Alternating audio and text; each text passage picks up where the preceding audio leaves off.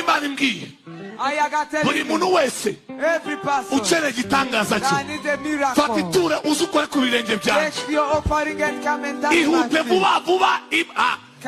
malele pasike Imana iramye mugiye gucuruza ukomere ihute vuba genda kuba amafaranga yawe ndabara inshuro 10 ugumeyo rimwe kabiri gatatu gatanu nukuri kw'Imana nimbwira ko 10 ugumeyo biraba byarangiye gatandatu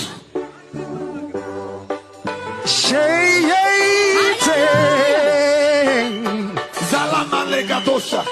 igitangaza kigukoreho mu izina rya Yesu ubwiza bw'Imana bugukoreho genda bigukoreho papa Eugene genda bigukoreho genda n'izina rya Yesu n'izina rya Yesu Oshele babasa Manuri imbaraga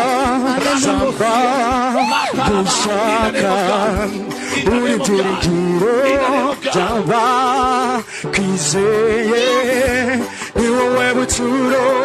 bw'imitima yacu